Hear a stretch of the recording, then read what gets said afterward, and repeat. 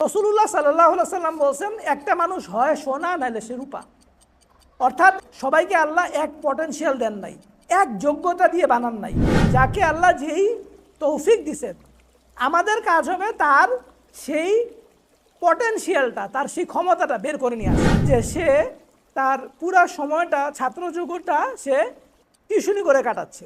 কিন্তু টিউশনি আমি খারাপ বলতেছি না, কিন্তু কেউ যদি ব্যবসা করতে চায় তার জন্য টিউশনিটা না।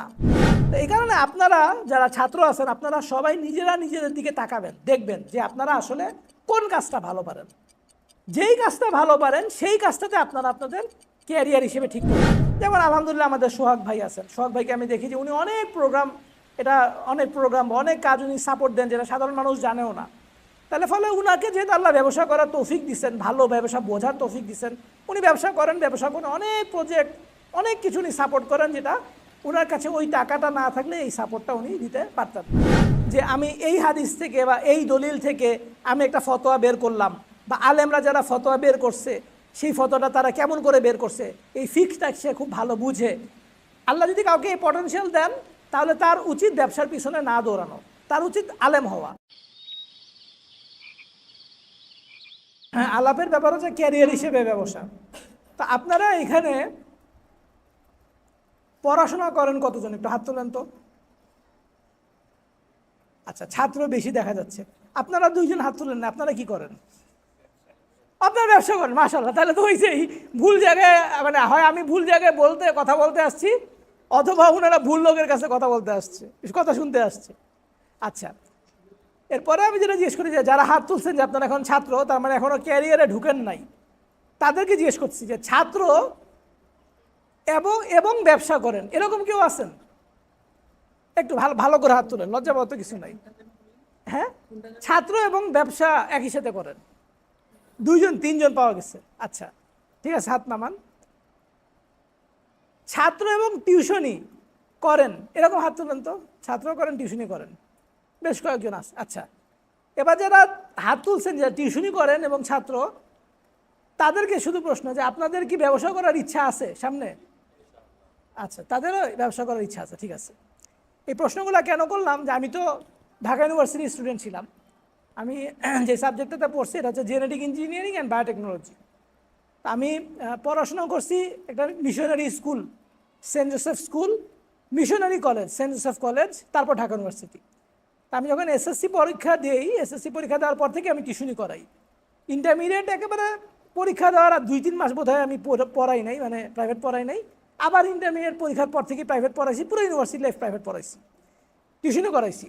এবং আমি যখন টিউশনি করাইতাম তখন আমার বেতন, মানে আমি ইনকাম ছিল মাসে 15,000 টাকা। আমি 3টা টিউশনি করাইতাম, এক রাতে 5,000 টাকা করে পাইতাম, 15,000 টাকা। হ্যাঁ, তো এই যে টিউশনি করাইতাম, 15,000 টাকা পাইতাম। পরে যখন চাকরি করা শুরু করলাম, যেই চাকরি পাইলাম প্রথম চাকরি, সেই চাকরি বেতন ছিল 12,000 টাকা। মনটা খুব খারাপ হয়েছে যে টিউশনি করে আমি 15,000 টাকা পাইতাম, সপ্তাহে 3 দিন পড়াই, 1.5 ঘন্টা করে পড়া, আর এখানে সকালবেলা সপ্তাহে 5 দিন এই 7টা থেকে 2টা পর্যন্ত থাকা লাগবে একটা কলেজে পড়ানো। এটা মনে হইতো যে কেমন সিস্টেম লস। তারপরও যা হোক পড়াইছি, মানে চাকরি করছি। এই কথাটা কেন বললাম, যে আমাদের যারা ব্যবসা করার ইচ্ছা, অনেক সময় তারা জানেন না যে আমি আসলে কীভাবে ব্যবসা করব। এই কারণে দেখা যায় যে সে তার পুরা সময়টা, ছাত্র যুগটা সে টিউশনি করে কাটাচ্ছে। কিন্তু টিউশনি আমি খারাপ বলতেছি না, কিন্তু কেউ যদি ব্যবসা করতে চায় তার জন্য টিউশনিটা না।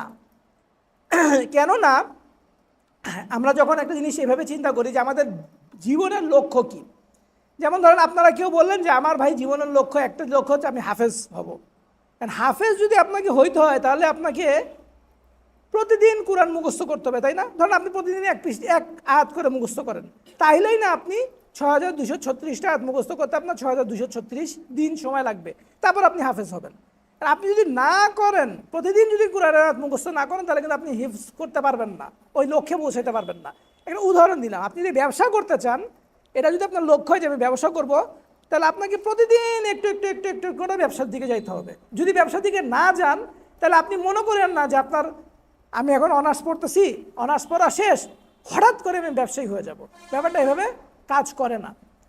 তো সুতরাং আপনার যে সময়টা আছে, কয়েকদিন আগে আমার কাছে একটা ছেলে আসছিল, অ্যাকচুয়ালি একটা না, 3টা ছেলে আসছিল, 2টা ছেলে ঢাকা ইউনিভার্সিটিতে পড়ে, একটা ছেলে চিটাগাং ইউনিভার্সিটিতে পড়ে।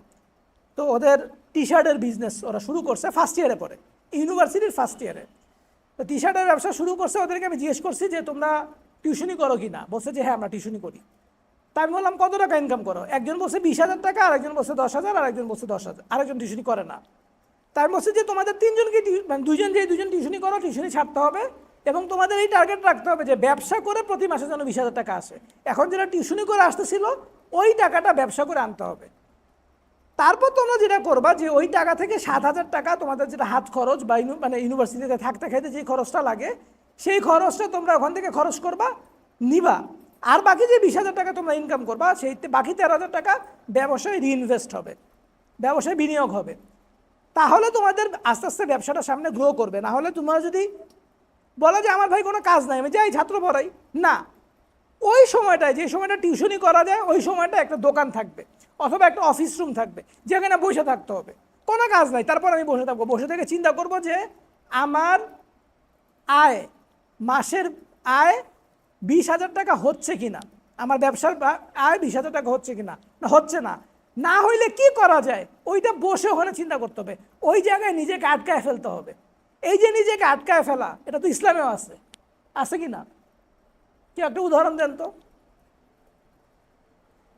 ইতিকাফ, ইতিকাফে আল্লাহ রসুল কি করছেন? নিজেকে আটকাইছেন মসজিদে, উকুফ করছেন, থাক, অন্য কোথাও যাইতে দেন নাই। যে অন্য কোথাও গেলে অন্য একটা মানুষের সাথে কথা বললে তখন দুনিয়ার একটা চিন্তা মাথায় আসবে, তখন ইবাদত নষ্ট হবে। এই কারণে মসজিদের মধ্যে বন্ধ, বাইরে যাওয়া যাই বন্ধ, খালি আল্লাহর ইবাদত, অন্য কিছু করার কোনো সুযোগই নেই।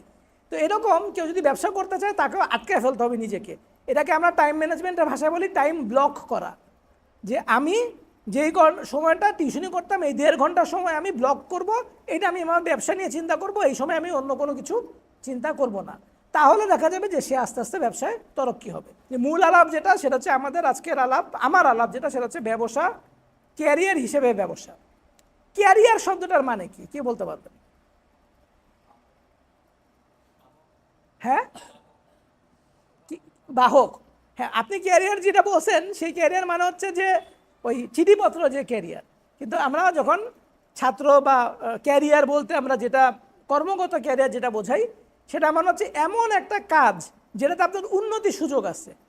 ক্যারিয়ার আর পেশা, হ্যাঁ, ক্যারিয়ার আর অকুপেশন যেটাকে বলে, এটার মধ্যে একটু পার্থক্য আছে। যেমন ধরেন কেউ যদি বলে যে আমি একজন ক্যারিয়ার, আমার ক্যারিয়ার হচ্ছে আমি একজন আলেম, তাহলে কেউ যদি ক্যারিয়ার হিসেবে বলে যে আমার ক্যারিয়ার হচ্ছে আমি একজন আলেম, তাহলে তাকে জিজ্ঞেস করতে হবে যে ভাই আপনার কি উন্নতি হয়েছে। ধরেন আপনি দাওরা হাদিস পড়ছিলেন, দাওরা হাদিস পড়ে আপনি এখন কোন একটা মাদ্রাসার খেদমতে আছেন, তাহলে আপনি খেদমত করতেছেন বা আপনার এটা পেশা বা অকুপেশন, কিন্তু এটা আপনার ক্যারিয়ার না। ক্যারিয়ার হইলে সবসময় জিনিসটার উন্নতিতে থাকতে হবে। যে আমি এখন একটা মাদ্রাসায় পড়াই, কথার কথা যে মাদ্রাসাতে 100 ছাত্র আছে, আমি এমন একটা মাদ্রাসায় পড়াবো বা আমার মাদ্রাসাটা এত বড় হবে যেখানে আমার 1000 ছাত্র হবে, অথবা আমি 100 ছাত্রই পড়াবো কিন্তু সেই ছাত্রগুলো খুব তুখোর ছাত্র হবে। আর আমার সময়ের মধ্যে আমি যদি পড়াই 10 ঘন্টা, আমি নিজে পড়বো 5 ঘন্টা, তাহলে আমার আস্তে আস্তে উন্নতি হবে। আমার যখন উন্নতি হবে তখন আমার ছাত্রদের উন্নতি হবে। তাহলে সে তার পেশা হিসেবে, সে এটা পেশা হিসেবে না, সে তখন তার ক্যারিয়ার হিসেবে নিচ্ছে। ঠিক এরকম কেউ যদি বলে যে আমি চাকরি করি, আমি বিসিএস দিছি, বিসিএস দিয়ে সরকারি চাকরিতে ঢুকছি, এইটা আসলে তার পেশা, এটা তার ক্যারিয়ার না। ক্যারিয়ার হয় চায়নাতে। চায়নাতে যে সরকারি চাকরিগুলা, সেই সরকারি চাকরিগুলা ওখানে যারা সরকারি চাকরিতে ঢুকে, এগুলা কম্পেয়ার করা যায়, তুলনা করা যায় হচ্ছে ধরেন আমেরিকান যে কোম্পানিগুলো আছে তাদের যে সিইও লেভেলে, সেই লেভেলের সাথে চায়নার সরকারি চাকরি তুলনা করা যায়। কারণ ওখানে বাংলাদেশে যেরকম একবার সরকারি চাকরি হইলে আর কিন্তু চাকরি সাধারণত যায় না, কিন্তু চায়নাতে যেরকম সরকারি চাকরি হয়েছে আবার যে কোনো সময় চলেও যেতে পারে। আবার চাকরি তো চাকরি, আপনি নিজেও চলে যেতে পারেন। ওরা তো সিস্টেম উন্নত, মানুষ সদ্য গায়েব করে দেয়। ওরা যে উল্টাপাল্টা করছে, ঘুষ টুস খাইছে, কয়েক বছর আগে 2-3 বছর আগে এরকম হয়েছিল যে উপরের লাইনের অনেক লোক দেখা গেছে হাওয়া, কোথাও দেখা যাচ্ছে না, গুম হয়ে গেছে। তো ওদের সিস্টেম এরকম আর কি, দেখেন না ওই উইঘুরের লোকদেরকে সাথে কি করে। এনিওয়ে, তো এখানে যেরকম উন্নতির সুযোগ আছে, কারণ তার এটা একটা চ্যালেঞ্জ দেওয়া আছে যে এই কোম্পানিটারে, চাইনিজ সরকারি কোম্পানি, এটা টপ পর্যায়ে নিয়ে যেতে হবে। ওখানে কোনো দুর্নীতি হইতে পারবে না, কম্পিটিটিভ বিজনেস করতে হবে, বিজনেসে আমেরিকাকে হারাইতে হবে, এই চিন্তা করে ওখানকার লোকজন কাজ করে। ওইখানের সরকারি চাকরি ক্যারিয়ার, কিন্তু বাংলাদেশের সরকারি চাকরি কিন্তু ক্যারিয়ার না। বাংলাদেশের সরকারি চাকরি কি? পেশা। তো এখন ক্যারিয়ার হিসেবে আপনাকে যে ব্যবসা নিতে হবে এটা কিন্তু কোনো জরুরত জিনিস না। আবার বলতেছি, ক্যারিয়ার হিসেবে ব্যবসাকে যে ক্যারিয়ার হিসেবে নিতে হবে এটা কোনো জরুরতের জিনিস না, কোনো জরুরি জিনিস না। এরকম হইতে পারে যিনি একজন আলেম, যিনি পেশা হিসেবে ক্যারিয়ার হিসেবে পেশা হিসেবে তিনি নিচ্ছেন যে আমি ব্যবসা করি, পেশা হিসেবে ব্যবসা করি। উনি একটা ছোট দোকান আছে, উনি একটা মসজিদের ইমামতি করেন, ও মসজিদে ছাত্র পড়ান, আবার মসজিদে যখন ওয়াক্তি আসে তখন নামাজ পড়ান, আবার সকালবেলা কিছুক্ষণ সময় দোকানটা খোলা রাখেন। ওনার চিন্তা হচ্ছে যে এই দোকান থেকে যদি আমার দিনে 5,000 টাকার বিক্রি হয় আর সেখান থেকে যদি আমার 300 টাকার লাভ থাকে, আমি এই 300 টাকার লাভ দিয়ে আমি খুশি, আমার অন্য কোনো কিছু দরকার নাই, আর আমি ছাত্র পড়াই এটাতে আমি খুশি। তার মানে ওনার পেশা হিসেবে উনি ব্যবসা নিচ্ছেন, ক্যারিয়ার হিসেবে নেন নাই। হালাল ইনকাম যতটুকু হয় ততটুকুতে আমি খুশি। এখন আমাদেরকে এই জিনিসটা চিন্তা করতে হবে যে আমরা আসলে ক্যারিয়ার হিসেবে কোনটা নিব, কোন জিনিসটাতে আমরা এক্সেল করব, উন্নতি করব। অনেক ফাটাফাটি কাজ করতে হবে। কেউ যদি বলে যে আমি ক্যারিয়ার হিসেবে ব্যবসা নিতে চাই না, অল্প চাই, অল্প পুঁজিতে চাই, যেমন মোহাম্মদ আসাদ এর নাম আপনারা শুনছেন, ওনার একটা বই আছে বিখ্যাত বই যে দ্য রোড টু মেক্কা, আর একটা বই আছে Islam at crossroads, Islam at the crossroads. তো রোড টু মেক্কা বইতে উনি ছিলেন একজন জু, ইহুদি, এবং উনি ছিলেন জার্মান, এবং ছিলেন উনি একজন কূটনীতিবিদ। তো উনি আরব বিশ্বে গেছেন, আরবদের জীবনধারা ওনার কাছে খুব আশ্চর্য লাগছে যে ইউরোপিয়ানরা এরকম না। আরবরা বিকালবেলা জোহরের নামাজের পর দোকান বন্ধ করে দিচ্ছে। তাহলে জিজ্ঞেস করছে, এই তুমি দোকান বন্ধ এখন করলা কেন? বলে আমার আজকে চলার মতো যে ইনকাম হওয়ার দরকার ছিল সেই বিক্রি আমার হয়ে গেছে, এই জন্য দোকান বন্ধ করে দিয়ে বাসায় গেছি, এখন আমি বউ বাচ্চার সাথে সময় দিব। যে এই যে একটা লাইফ, এই যে লাইফের একটা ভিউ, এটা কিন্তু ইউরোপিয়ানদের এই ভিউ না। ইউরোপিয়ানদের হচ্ছে যে কত বেশি সেল বাড়াইতে হবে, সেল বাড়াইতে বাড়াইতে বাড়াইতে ইংল্যান্ডে আর কেনার জায়গা নাই। এমন বিক্রি মানে এমন উৎপাদন বাড়ছে, শিল্প বিপ্লব এমন বাড়ছে, উৎপাদন এত হয়েছে যে ইংল্যান্ডে বিক্রির জায়গা নাই। তার এখন নতুন কোথাও বিক্রি করা লাগবে। কোথায় বিক্রি করা লাগবে? এই চল আমরা ইন্ডিয়া যাই। এখন ইস্ট ইন্ডিয়া কোম্পানি বানাইছে, ইন্ডিয়াতে আসছে কেন? ওদের পণ্য বিক্রি করতে আসছে। বিক্রি করতে এসে দেখে এখানে তো সব মদন, গাদা, ঘোড়া, ছাগল ঘুরতেছে। বলে আচ্ছা ঠিক আছে, বিক্রি তো বিক্রি, দেশটাই দখল করে ফেলে, পরে দেশটাই দখল করে ফেলাইছে। তো এই যে ওদের লোভ, যে থামবো না, আমি এইটুকুতে সন্তুষ্ট না। আমাদের মুসলিমদের কিন্তু সাধারণত জেনারেলি এরকম না। ইউরোপিয়ানদের ভিউ, ওয়ার্ল্ড ভিউ, আর আমাদের মুসলিমদের ওয়ার্ল্ড ভিউ এরকম না। তো আমাদের পূর্বপুরুষ যারা, সালাফ যারা, তারাও গেছেন, তারা স্পেনে গেছেন, স্পেন দখল করছেন, কিন্তু এটা উৎপাদন হয়েছে অনেক বেশি। ওই জায়গাটা দখল করা লাগবে, ওইখানে একটু টাকা পয়সা বানানো লাগবে, ওইখান থেকে কোহিনূর হীরাটা নিয়ে এসে আমাদের ইংল্যান্ডের রাজপ্রাসাদে এসে রাখা লাগবে, এই নিয়তে যান নাই। ওনারা গেছেন আল্লাহর কথা বলতে, মানুষকে জাহান্নাম থেকে বাঁচায় জান্নাতের দিকে নিয়ে আসতে, এই কারণে গেছেন। তখন মোহাম্মদ আসাদ বলছেন যে এই যে একটা লাইফস্টাইল, যে তারা ব্যবসাটাকে ক্যারিয়ার হিসেবে নেয় নাই, তারা ব্যবসা করছে আয় উপার্জন করার জন্য, আয় উপার্জন হয়ে গেছে, খালাস চলে গেছে। কারণ ব্যবসা থেকে যদি কেউ ক্যারিয়ার হিসেবে নেয় সে নিতে পারে, কিন্তু কেউ ক্যারিয়ার হিসেবে যদি নাও নেয়, এটা দিয়ে তাকে তুচ্ছ তাচ্ছিল্য করা যাবে না। যে ভাই অমুককে দেখেন কত বড় ব্যবসায়ী হয়ে গেছে, লাখ লাখ টাকা কামাইছে, কত কিছু করছে, আপনারা তো কিছুই করতে পারেন নাই। ভাই আমি কিছু করতে চাই নাই, ওর রাস্তা আর আমার রাস্তা এক না। এটা কিন্তু অনেক মানুষ মিস করে। এই কয়েকদিন আগে এই ফেসবুক খুব গরম, রাফসান্দা ছোট ভাই নামে একটা ইউটিউবার আছে, সে একটা অডি গাড়ি কিনছে। অডি গাড়ি হচ্ছে খুব দামি গাড়িগুলোর মধ্যে একটা, বাংলাদেশে এখন মনে হয় 60টা অডি গাড়ি আছে এখন। তো সে একটা অডি গাড়ি কিনে তার বাপ মারে গিফট করছে। এখন এইটা দেখে এক ডাক্তারের মনে খুব দুঃখ হয়েছে যে আমি এত পড়াশোনা করলাম, পড়াশোনা করতে করতে শহীদ হয়ে গেছি, হ্যাঁ, আমার জীবন যৌবন সব গেছে গা, কি করলাম, আমি তো সংসার চালানো কষ্ট হয়ে গেছে। আর ইউটিউবে ভিডিও বানায়, সে অডি গাড়ি কিনে বাপ মারে দিছে, তো তার খুব আফসোস হয়েছে। তো এই যে সে আসলে কেন পড়াশোনা করছে এটা তো সে বুঝে নাই। তার কি মনে হয়েছে যে আমি ডাক্তার, আমি মানুষের সেবা করব, এই নিয়তে সে আমি পড়াশোনা করছি নাকি? একেবারেই না। সে পড়াশোনা করছে কেমনে মুরগি বানানো যায়, কেমনে টাকা কামানো যায়, এইটা তো সে চিন্তা করছে। রোগীর সেবা তার মাথায় আসে নাই। কারণ আপনার মাথায় যদি রোগীর সেবা আসে, তাহলে আপনি যে ইউটিউবে ভিডিও বানায়, মানুষের আনন্দ দেয়, বিনোদন দেয়, আপনি তার সাথে কি নিজের কোনোদিন তুলনা করবেন? আপনি তুলনা কেন করছেন? কারণ আপনি তার সাথে পাল্লা দিচ্ছেন। এখন ভাই সে যাইতেছে প্লেনে করে আর আপনি যাইতেছেন সাইকেলে করে, কারণ আপনার কাছে মনে হবে আমি কেন যাইতে পারতেছি না, ওরা কেন আমি ধরতে পারতেছি না, আপনার তো আফসোস থাকবেই। তা আপনি যখন বুঝবেন যে ভাই তার রাস্তা আর আমার রাস্তা এক না, তার রাস্তা আলাদা, আমার রাস্তা আলাদা, তাইলে আপনার মনে কোনো আফসোস থাকবে না।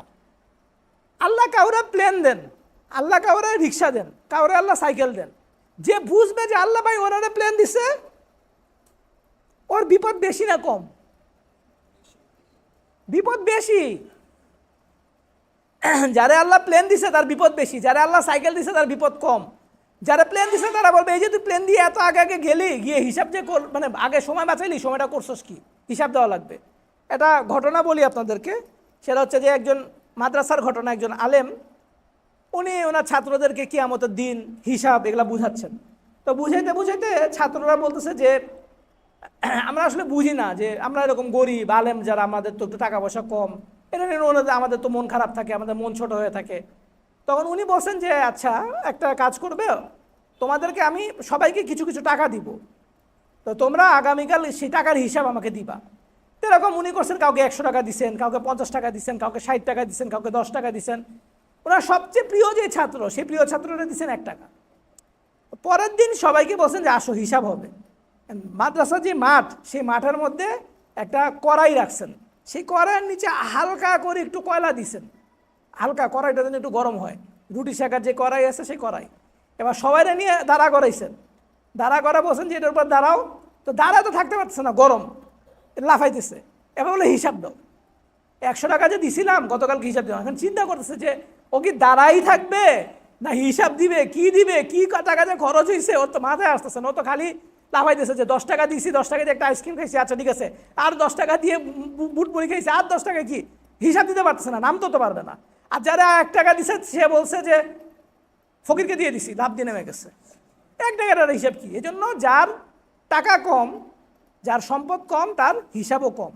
এখন যেই ডাক্তার দুঃখ করতেছে যে আমি কেন অডি গাড়ি আমার বাপ মারে কিনে দিতে পারি নাই, সে তো বুঝতেছে না যে তার হিসাবটা সহজ। আর যারা অডি গাড়ি কিনে দিতে পারছে, যার অনেক টাকা ইনকাম, তার হিসাবটা অনেক কঠিন। সে আফসোস করতেছে, কি নিয়ে আফসোস করতেছে যে ভাই আমার হিসাব কেন কিয়ামতের দিন কঠিন হবে না। এটা কি আফসোস করা কোনো জিনিস? যে বুঝে সে বুঝবে যে আলহামদুলিল্লাহ, আলহামদুলিল্লাহ, আল্লাহ যে আমার হিসাব কঠিন করে নাই, আল্লাহ যে আমার সহজ দিছে, এটা তো খুব ভালো। আমাদের সালাফ, আমাদের আশারায় মুবাশশারা যারা বেঁচে থাকতে অনেক সাহাবী জান্নাতে সুসংবাদ পাইছিলেন। একটা হাদিসে রাসূলুল্লাহ সাল্লাল্লাহু আলাইহি ওয়াসাল্লাম 10 জন সাহাবীর নাম বলছিলেন। তার মধ্যে একজন হচ্ছেন আব্দুর রহমান ইবনে আউফ রাদিয়াল্লাহু তাআলা আনহু, আশারায় মুবাশশারা 10 সাহাবীদের মধ্যে একজন। তিনি আবার এই সাহাবীদের মধ্যে সবচেয়ে ধনী সাহাবী ছিলেন। উনি মোট 4 বার তার সমস্ত সম্পদের অর্ধেক ইসলামের রাস্তা দিয়ে দিয়েছিলেন। মানে ধরেন অর্ধেক মানে কি, ধরেন ওনার কাছে 1 লাখ দিনার আছে, 1 লাখ দিনারের মধ্যে 50,000 দিনার দিয়ে দিছে। আবার যে 50,000 দিনার আছে সেটা দিয়ে ব্যবসা করতে করতে 5 লাখ দিনার হয়েছে। আবার 5 লাখ দিনারের 2.5 লাখ দিয়ে দিছে। আবার ব্যবসা করতে করতে বাকি 2.5 লাখ দিনার বাড়তে বাড়তে আবার 10 লাখ দিনার হয়েছে। আবার 5 লাখ দিনার দিচ্ছেন। এরকম করে 4 বার তিনি তার মোট সম্পদের অর্ধেক ইসলামের রাস্তা দিয়েছিলেন। তার ব্যাপারে রাসূলুল্লাহ সাল্লাল্লাহু আলাইহি ওয়াসাল্লাম বলছেন যে সাহাবীদের মধ্যে সবার শেষে জান্নাতে প্রবেশ করবেন আব্দুর রহমান ইবনে আউফ। কেন? হিসাব দিতে। অথচ উনি কঠিন, মানে কঠিন জুহুদ, কঠিন জাহিদ সাহাবী ছিলেন। মানে টাকা পয়সা বেশি দেখে উনি অনেক খরচ করতেন বা অনেক ইয়ে করতেন, এরকম না, কিন্তু মানে হিসাব বেশি। এটা আল্লাহর সুন্নত, যাকে বেশি দিয়েছেন তার হিসাব বেশি। তো এই জন্য বললাম যে ব্যবসা হিসেবে যদি কেউ ক্যারিয়ারকে নেয়, তার মাথায় এই জিনিসটা চিন্তা রাখা লাগবে যে আমি আসলে ব্যবসা কেন করতেছি। কেউ যদি বলে যে ভাই আমি টাকা কামানোর জন্য করতেছি, হালালভাবে টাকা কামানোর জন্য করতেছি, এটা দর্শনীয় কিছু না। কিন্তু কেউ যদি বলে যে ভাই আমি আসলে ব্যবসা করতেছি, আমি যেন অনেক মানুষকে চাকরি দিতে পারি, হালাল রিজিকের ব্যবস্থা করতে পারি, আলহামদুলিল্লাহ, এটা আগেরটার থেকে ভালো। আবার কেউ যদি মনে করে না ভাই আমার আসলে এত পেরেশানি নাই, এত টাকা ইনকাম করার দরকার নাই, যতটুকু ইনকাম হবে আমি খেয়ে আমার সংসার চললে, আমার বউ বাচ্চা, আমার বাপ মাকে আমি খাওয়াবো, আমি মসজিদ মাদ্রাসায় কিছু দান করবো, বিভিন্ন জায়গায় দান করবো, এটা করলে আমার আন্ডারে ভাই 2টা ছেলে থাকবে, আমার ছোট একটা দোকান থাকবে, এটা দিয়ে আমার চলে যাবে, আলহামদুলিল্লাহ। তাও তাদের ব্যাপারে আমাদের আলহামদুলিল্লাহ বলার কিছু নাই। কিন্তু কাউকে যদি আল্লাহ এই পটেনশিয়াল দেন, এই ক্ষমতা দেন যে সে ব্যবসা ভালো করতে পারে, তাহলে তার উচিত ব্যবসাকে ক্যারিয়ার হিসেবে নেওয়া। কাউকে যদি আল্লাহ এই সক্ষমতা দেন যে সে ব্যবসা ভালো বুঝে, তার উচিত ব্যবসাকে ক্যারিয়ার হিসেবে নেওয়া। সবাই তো আলেম হইতে পারবে না। সে কি করবে? সে ব্যবসায় করবে। ব্যবসা করলে আল্লাহ তাকে যেই রিজিক দিবেন সেই রিজিকে সে 10 জন আলেমকে সাপোর্ট দিবে। যেমন আলহামদুলিল্লাহ আমাদের সোহাগ ভাই আছেন, সোহাগ ভাইকে আমি দেখি যে উনি অনেক প্রোগ্রাম, অনেক কাজ উনি সাপোর্ট দেন, যেটা সাধারণ মানুষ জানেও না।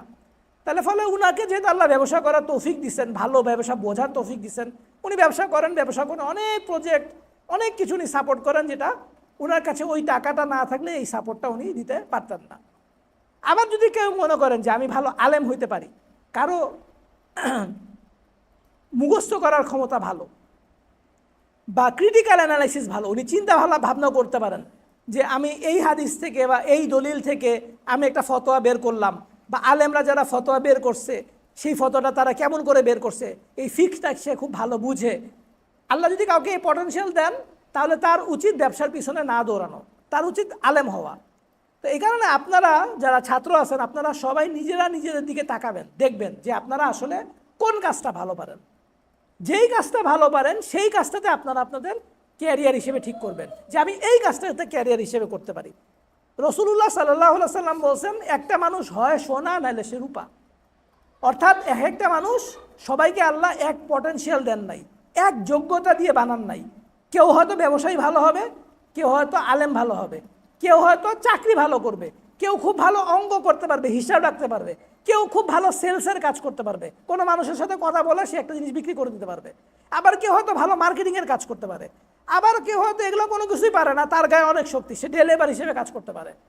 আলহামদুলিল্লাহ, যাকে আল্লাহ যেই তৌফিক দিছেন, আমাদের কাজ হবে তার সেই পটেনশিয়ালটা, তার সেই ক্ষমতাটা বের করে নিয়ে আসা। মানে আপনি আপনার নিজেকে দিয়ে দেখবেন, আপনি আপনাকে বিভিন্ন কাজ দিবেন, আপনি আপনার নিজেকে বিভিন্ন রকমের কাজ দিবেন, কাজ দিয়ে দেখবেন যে আপনি কোন কাজটা ভালো পারেন এবং কোন কাজটা আপনার ভালো লাগে। যেই কাজটা ভালো লাগবে এবং যে কাজটা আপনি ভালো পারবেন, বুঝবেন আল্লাহ আপনাকে এই কাজেই বরকত দিবেন। যেমন এক ভাইয়ের সাথে আমার পরিচয় আছে, উনি বলছিলেন যে উনি ফিজিওথেরাপি শিখছেন, 4 বছর ধরে উনি একটা কোর্স করছেন, কোর্স করে ফিজিওথেরাপি শিখছেন, কিন্তু ওনার ফিজিওথেরাপি করতে ভালো লাগে না, ভালো লাগে ব্যবসা করতে। তো কিছু কিছু মানুষ আছে যারা বুঝে যে আমি যে কাজটা করতেছি, কাজটা করতে আমার ভালো লাগে না, উনি কিন্তু ওই কাজে কোনোদিন উন্নতি করতে পারবে না। সারা জীবন ওনার কাছে লাগবে যে আমি এমন একটা কাজ করি যে কাজটা করতে আমার ভালো লাগে না, পছন্দ না, ভালো লাগে না, ইচ্ছা করে না করতে, তারপরে করি, পেটের তাগিদে সংসার চালানোর জন্য করি। তো এইটা করলে আপনারা আসলে আপনাদের যে ট্রু পটেনশিয়ালটা, যে ক্ষমতাটা আল্লাহ আপনাদেরকে দিছেন, এটা কিন্তু বের হবে না। এই কারণে আমি আপনাদেরকে বলি যে ধরেন আপনি হয়েছে ভুল করে ফেলছেন, বা আমাদের তো আসলে দেশের পড়াশোনার সিস্টেম তো জঘন্য, ইলেকট্রিক্যাল ইঞ্জিনিয়ারিং পড়ছে, পড়ে এখন ব্যাংকে চাকরি করে, এরকম আসে না? বহু আছে। আমি জেনেটিক ইঞ্জিনিয়ারিং পড়ছি, ব্যবসা করি। তো আমি তো বুঝি নাই যে আমি আসলে জেনেটিক ইঞ্জিনিয়ারিং পড়ে যে আমি যে ব্যবসা করতে চাই ছোটোবেলা থেকে, কিন্তু জেনেটিক ইঞ্জিনিয়ারিং পড়া যে আমার জন্য, আমি যে 4 বছর পড়ছি এটা যে আমার খুব কাজে লাগে নাই, এটা তো আমি আসলে বুঝি নাই। বুঝলে আমি ওই সময় হয়তো অন্য কিছু পড়তাম। তো এই কারণে আমাদের দেশে যেহেতু পড়াশোনার সিস্টেমটা ঠিক ভালো না, এই জন্য আপনারা বুঝতে পারবেন না। এই কারণে আমার পরামর্শ হচ্ছে যত আগে পারা যায়, ধরেন আপনি এসএসসি পরীক্ষা দেন, এসএসসি পরীক্ষা দিচ্ছেন বা দাখিল পরীক্ষা দিচ্ছেন, হ্যাঁ, এই সময় থেকে আপনারা আপনাদের বিভিন্নদেরকে বিভিন্ন কাজ দিবেন, নিজেকে কাজ দিবেন। ধরেন কোনো একটা প্রোগ্রাম অ্যারেঞ্জমেন্ট হচ্ছে, সেই প্রোগ্রামে আপনি থাকবেন, একটু কাজ করবেন, আয়োজনের কাজ করবেন। দেখবেন যে প্রোগ্রামের মধ্যে কেউ একজন হয়তো মাইকের কাজটা ভালো বোঝে, কেউ হয়তো একটা ক্যামেরার কাজটা ভালো বোঝে, কেউ একজন হয়তো অ্যারেঞ্জমেন্টের কাজটা ভালো বোঝে, কেউ হয়তো লিফলেট বিলি করার কাজ ভালো বোঝে। আপনি কোন কাজটা ভালো বুঝেন, দেখবেন যে কেউ একজন আসতে যার লেখালেখি খুব ভালো লাগে, সে সুন্দর করে লিখে একটা দেয়াল পত্রিকা বের করে ফেলছে। এক একজন যে আপনি কোন কাজটা ভালো লাগে, এই কাজটা আপনারা যদি ছোটোবেলা থেকে, ছাত্র অবস্থা থেকে নিজেকে পরীক্ষা করেন, নিজেকে টেস্ট করেন, তাহলে আপনি বুঝতে পারবেন যে আপনি এই কাজটা ভালো। সুতরাং পরবর্তীতে ক্যারিয়ার হিসেবে কোনটা নেওয়া যায়, সেটাতে আপনি ওই কাজটা করতে পারবেন। আমরা যে মিশনারি স্কুলে পড়ছি, আপনারা বিশ্বাস করবেন না যে আমরা ক্লাস 6 থেকে আমরা সায়েন্স ফেয়ার করতাম, তারপর কুইজ করতাম, ডিবেট কম্পিটিশন করতাম। এগুলা করার আসলে কারণ কি? তারপর আমাদের ক্লাব ছিল, বিভিন্ন ক্লাবে নির্বাচন হইতো, সে নির্বাচনে কারা ক্ষমতায় যাবে, ওখানে রাজনীতিও হইতো। 9-10-এর একটা ছেলে রাজনীতি করতো, যে যারা বিখ্যাত হইতো বা যে ভালো মেনটেন করতে পারতো, সে হয়তো president, vice president, general secretary, এসব হইতো। এগুলা কিন্তু একটা ট্রেনিং, লিডারশিপের ট্রেনিং, এগুলা হয়তো ডিবেট করার ট্রেনিং, ভালোভাবে কথা বলতে পারার ট্রেনিং, কুইজ, আপনি অনেক বেশি কিছু জানেন, সাধারণ জ্ঞান আপনার অনেক বেশি, আপনি হয়তো একজন আলেমই হইছেন, কিন্তু আপনার অনেক বিষয়ে পড়াশোনা আছে। অনেক বিষয় যখন পড়াশোনা থাকবে, তখন আপনি দেখবেন যে আপনি একটা মানুষের সাথে কথা বলতে গেলে আপনি তার ভাষায় কথা বলতে পারতেছেন। ভাষায় কথা বলা মানে কিন্তু আপনিও বাংলা বলেন, আমিও বাংলা বলি, এটা কিন্তু ভাষায় কথা বলা না। আল্লাহ সুবহানাহু ওয়া তাআলা যে বলছেন, প্রত্যেক রসুলকে তিনি তার ভাষাভাষীদের মধ্য থেকে প্রেরণ করেছেন। তার মানে কি? তার মানে ওই নবী, ওই রসুল ওই কওমের কালচার জানতো, তাদের টপিক কি, কোন টপিকে তারা কথা বলতে পছন্দ করে সেই জিনিসটা তারা জানতেন। এই কারণে কথা বললে বুঝেন। তাহলে দেখবেন যে আমাদের সাথে, আমরা যারা স্কুল কলেজে পড়ছি, আমাদের সাথে আলেমদের একটা বড় পার্থক্য হয়েছে। আমি যখন দিনের লাইনে ফেরত আসছি, আমি কিন্তু কোনো আলেমের হাত ধরে আসি নাই। আপনাদেরই সিলেটের একজন মানুষ আছেন, আমি উস্তাদ এনামুল হক চৌধুরী, তো এনাম চাচা বলি আমি, তো এনাম চাচার হাত ধরে আমার দিনে আসা। হাত ধরে মানে উনার হালাকাতে আমি বসতাম, ওনার কথা শুনতাম। উনি মেরিন ইঞ্জিনিয়ার, উনি ফিজিক্স নিয়ে কথা বলতেন, আমিও ফিজিক্স পড়ছি। উনি কেমিস্ট্রি নিয়ে কথা বলতেন, আমিও কেমিস্ট্রি পড়ছি। তো উনি আনুষঙ্গিক জীবন নিয়ে বা রাজনীতি নিয়ে বা তৎকালীন বিশ্ব নিয়ে কথা বলতেন, এগুলো আমি সম্পর্কে পড়াশোনা করছি। উনি রবীন্দ্রনাথের কবিতা দুটা লাইন বলতেন, রবীন্দ্রনাথের কবিতা আমিও পড়ছি। ফলে আমি উনার ল্যাঙ্গুয়েজ বুঝতাম, কিন্তু একজন আলেম উনার ল্যাঙ্গুয়েজ আমি বুঝি না। যেমন উস্তাদ কিছুক্ষণ আগে একটা কথা বলছেন, যে আমাকে এমনি বলছেন যে আপনাদের সাথে আমি বুঝছি যে আপনাদের সাথে যে তাল্লুক আছে। এই যে তাল্লুক আছে, এই শব্দটা আমি হয়তো 5 বছর আগে জানছি, অথচ এটা কিন্তু আরবি ব্যাকরণে, আরবিতে যারা পড়েন তাদের কিন্তু খুবই পরিচিত শব্দ। উনাদের মধ্যে এই শব্দটা পরিচিত, আমাদের তো শব্দ পরিচিত না। ফলে আমরা কিন্তু ল্যাঙ্গুয়েজ বুঝি না। তো এই কথাটা কেন বললাম, যে আপনি যখন একজন আলেম হয়েছেন, কিন্তু আপনার পড়াশোনাটা অন্য অনেক ডাইভার্স লেভেলে আছে, তখন আপনি যখন দাওয়াত দিবেন, মানুষদের সাথে দাওয়াত দিবেন, তখন আপনি তাদের ল্যাঙ্গুয়েজ যদি জানেন, তারা কি নিয়ে কথা বলে সেটা যদি জানেন, তাহলে তারা আপনার সাথে কানেক্ট করতে পারবে, তারা আপনার কাছ থেকে একটা কথা নিতে পারবে, ভালো হবে, সুবিধা হবে। আর যদি আপনি মনে করেন যে না, আমি মাঠে ময়দানে দাওয়াত দিব না, যেমন আপনি আব্দুল মালেক সাহেবকে যদি দেখেন, মুফতি আব্দুল মালেক হুজুর, উনি যেরকম উনার মাদ্রাসার মধ্যে একদম বন্ধ, উনি ওখান থেকে বেরই হন না। খুব বেশি দরকার হইলে উনি হয়তো কারোর যদি হয়, যেমন চান্দ্র মাসের উপর একটা বই লিখছিলেন, তখন আমাকে উনি ডাকছিলেন যে আমার কাছ থেকে কিছু জিনিস শুনবেন, জানবেন, ওনার বইটাতে কিছু আমি যেই বৈজ্ঞানিক তথ্যগুলো উনি দিচ্ছেন এটা ঠিক আছে কিনা। তা আমি ওনার সাথে গিয়ে দেখা করে আসছি।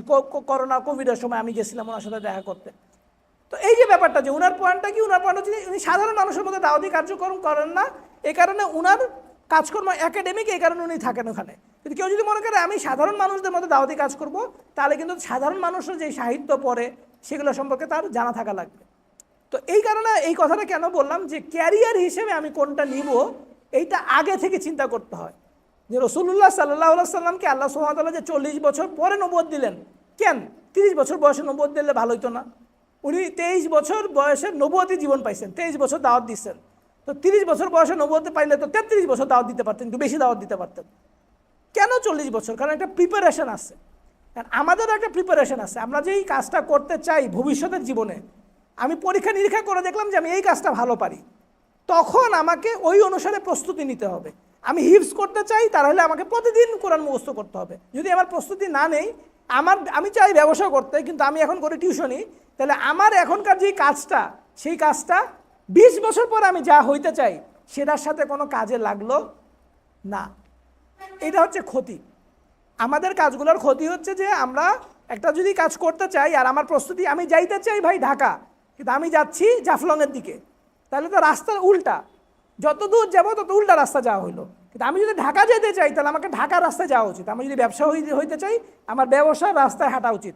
যত আগে হাঁটা শুরু করব, তত কি ভালো না খারাপ? তত ভালো। আপনি আলেম হইতে চান, যত আগে ইলমের রাস্তায় হাঁটা শুরু করবেন, তত ভালো। তাহলে আমার প্রথম যে কথাটা ব্যবসা হিসেবে ক্যারিয়ার নিয়ে, সেটা হচ্ছে যে আপনারা যদি ব্যবসাকে, প্রথম যে কথা একটু সামারি করি, এতক্ষণ যা বললাম, সেটা হচ্ছে ক্যারিয়ার বিভিন্ন রকমের জিনিস হইতে পারে। সবাইকে যে ব্যবসা নিতে হবে ক্যারিয়ার তা না। আপনারা আপনাদেরকে পরীক্ষা করে, ইংরেজিতে একটা কথা আছে যে নো দাই সেলফ, তুমি তোমার নিজেকে চিনো, এই পরীক্ষা করে বিভিন্ন কাজ দিয়ে নিজেকে পরীক্ষা করবেন, ভলান্টিয়ার করে দেখবেন যে আপনি কোন কাজটা ভালো পারেন, তারপর আপনি আপনার জীবনের লক্ষ্যটা ঠিক করবেন। প্রথম কথা। দ্বিতীয় কথা, যেটা জীবনের লক্ষ্য ঠিক করার পরে আপনার যে কার্যক্রমগুলো হবে, সেই কার্যক্রমগুলো যেন ওই লক্ষ্যের সাথে মিল রেখে হয়। এখন আপনি বলতে পারেন যে ভাই আমি তো ব্যবসায়ী হইতে চাই না, আমার আব্বা আম্মা বলছে যে তুই মাস্টার্স পাস না করলে তুই বাসায় আসিস না, তোর জুতা দিয়ে পিটামো, তুই বাসায় পড়াশোনা বাদ দিয়ে যদি অন্য কিছু করস। এবং সোহাগ ভাইয়ের কথা বলতেছি, যে সোহাগ ভাইকেও এরকম ওনার আম্মা বলছিল যে তুমি বাবা ব্যবসা করতেছো করো, পড়াশোনার জন্য কোনো ক্ষতি না হয়, পড়াশোনা যদি ক্ষতি হয় তাহলে কিন্তু ব্যবসা করতে দিব না। কারণ সোহাগ ভাই বলছেন যে আমি ওই তারাতেই, ওই প্রেশারে বেশি পড়তাম, যে আমার আম্মা মানে আমার ব্যবসা বন্ধ করে দিবে, কোচিং বন্ধ করে দিবে, কোচিং ব্যবসা এত কষ্ট করে শুরু করছি, ওই ব্যবসাটা যেন বন্ধ না করে দেয়, এই কারণে পড়াশোনা উনি ভালো করে করতেন। তো এই কারণে আপনারা যেটা করতে হবে যে আপনি আমাদের যে কালচারালি মানে আপনি বলতে পারবেন না যে ভাই আমি ম্যাট্রিক ইন্টারমিডিয়েট পড়বো না, বা আমি অনার্স পড়বো না, বা মাস্টার্স পড়বো না, এরকম আপনি বলবেন না, বলতে পারবেন না।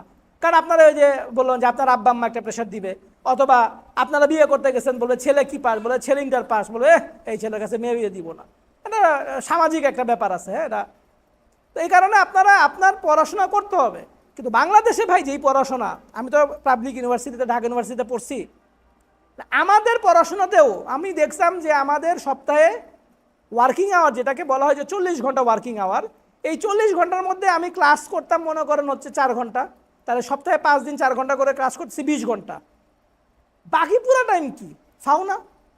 আর এখন যেই সব ইউনিভার্সিটি কলেজ আছে, ন্যাশনাল ভার্সিটি এবং অন্যান্য যে কলেজ আছে, পোলাপান সারা বছর একদিনও ক্লাসে যায় না, খালি পরীক্ষার সময় গিয়ে পরীক্ষা দেয়। আমি তো তাজ্জব, মানে এটা আমি শুধু মানে রাজশাহী ইউনিভার্সিটির মতো ইউনিভার্সিটি, ল ডিপার্টমেন্টের মতো ডিপার্টমেন্ট, ওই ছেলে ঢাকায় থাকে। আমি বললাম ঢাকায় থাকো তুমি, ক্লাস করা লাগে না? না, ক্লাস হয় না। হ্যাঁ, কেউ কেউ আসে, ক্লাস আছে, কেউ কেউ করে, ক্লাস করে না। মানে আমাদের ইউনিভার্সিটি এডুকেশন একদম গলে মানে শহীদ তো হয়েছেই, কবর দিছে, মাটির মধ্যে গইলে পচে শেষ হয়ে গেছে। আর এটা কোনো সিস্টেম নাই, পড়াশোনার কোনো সিস্টেম নাই। এই কারণে আপনারা ইউনিভার্সিটিতে নামকে বাঁচতে যা হয় যাবেন, আপনারা বলবেন না যে ভাই পড়াশোনা ছেড়ে দিছি, পরীক্ষা টরীক্ষা দিব না, এরকম করেন না। পড়াশোনাটা সার্টিফিকেট নেওয়ার যে পড়াশোনাটা, সার্টিফিকেট নেওয়া for the sake of certificate নেওয়া, এটা আপনারা করবেন। কিন্তু মূল ফোকাস কই থাকবে? মূল ফোকাস কই থাকবে? ক্যারিয়ার। এক্সিলেন্ট। যে যেটা ক্যারিয়ার হিসেবে নিছেন সে সেখানে মূল ফোকাস দিবেন। এখন কথার কথা, আপনার ক্যারিয়ার, আপনি বলতেছেন যে ভাই আমি তো ক্যারিয়ার হিসেবে নিছি, আমি ব্যবসা করতে চাই।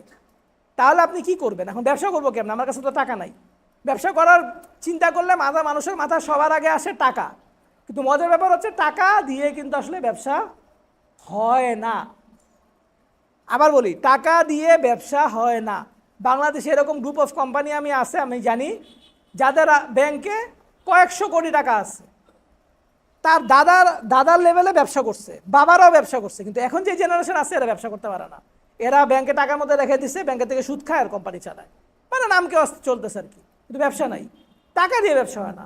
আর যারা ব্যবসা করে তাদের ব্যবসা করার জন্য টাকা লাগে না, তাদের লাগে কি বুদ্ধি, তাদের লাগে কি পরিশ্রম, তাদের লাগে কি ম্যানেজমেন্ট। তা 4 নম্বরে আপনি এসে বলতে পারেন যে হ্যাঁ ভাই টাকা কি লাগবে না, 4 নম্বরে এসে টাকা লাগে। 1 নম্বরে লাগে মানে ব্যবসা করার ইচ্ছা, 2 নম্বরে লাগে ব্যবসা করার বুদ্ধি, 3 নম্বরে লাগে সে পরিশ্রম করবে, 4 নম্বরে এসে টাকাটা লাগলেও লাগতে পারে, নাও লাগলেও লাগতে পারে।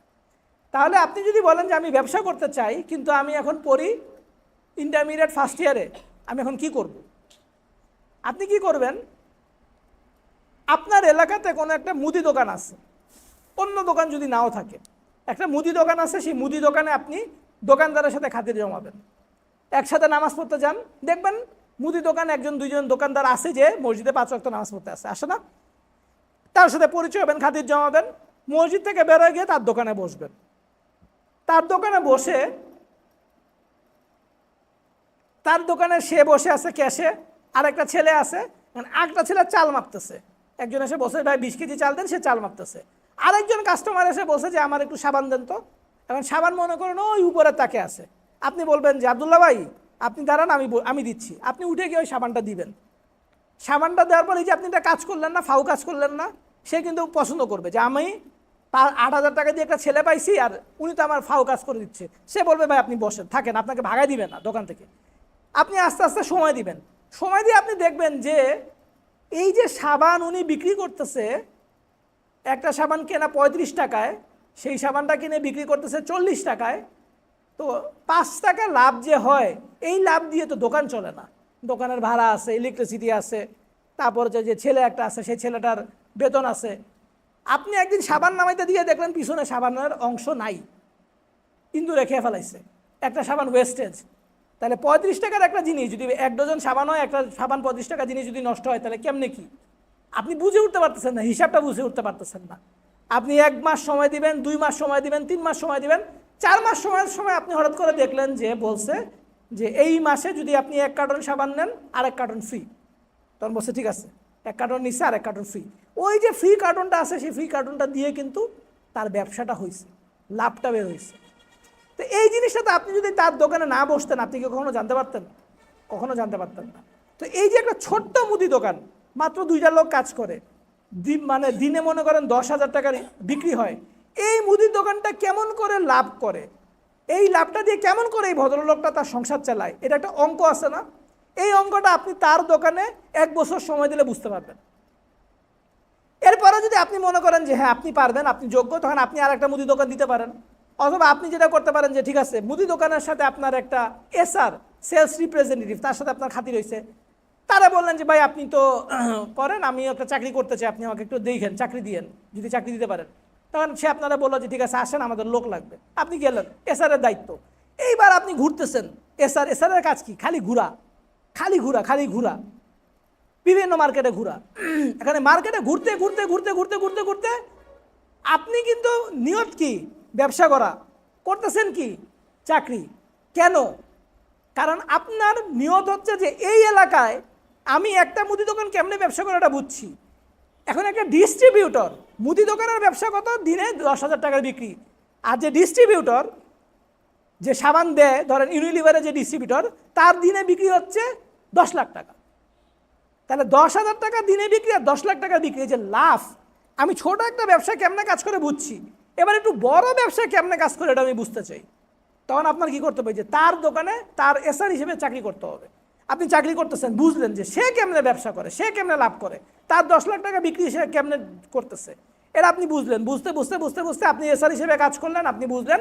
বুঝার পরে আপনার এখন এসআর হিসেবে কাজ করার পরে ওই এলাকায় 600 দোকানদারের সাথে আপনার পরিচয় আছে।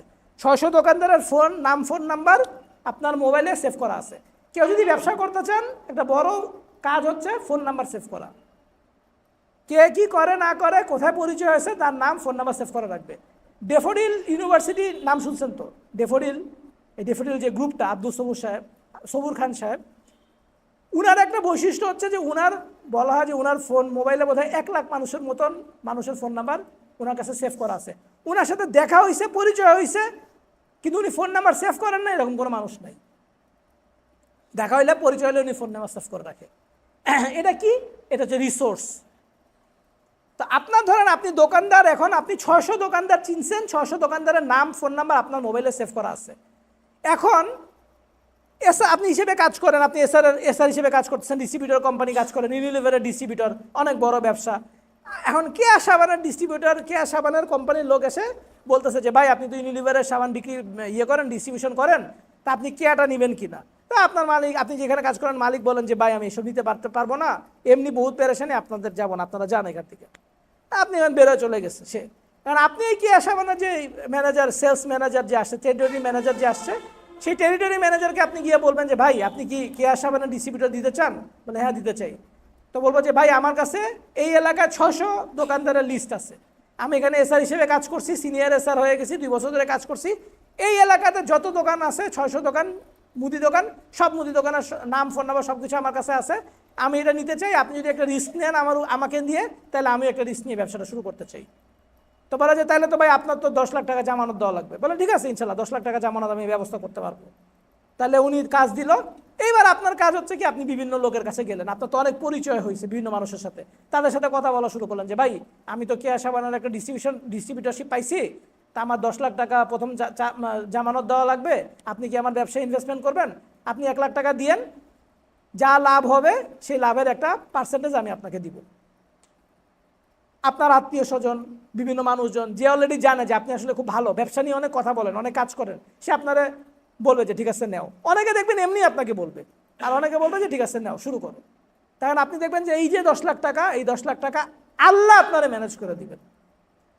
আর যদি দেখেন আপনি ব্যবসা করতে চাচ্ছেন কিন্তু টাকা ম্যানেজ হচ্ছে না, তাহলে বুঝবেন আল্লাহ চাচ্ছেন না আপনি এখনও ব্যবসা করেন।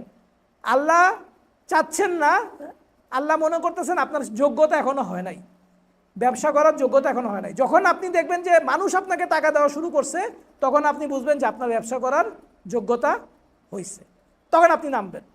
আর মানুষ আপনাকে টাকা দিতে শুরু করলে তাহলে কি হবে? তাহলে আপনার ব্যাংকের থেকে টাকা নেওয়া, লোন করা, সুদে টাকা ধার নেওয়া, এইসব কিছু করা লাগবে না।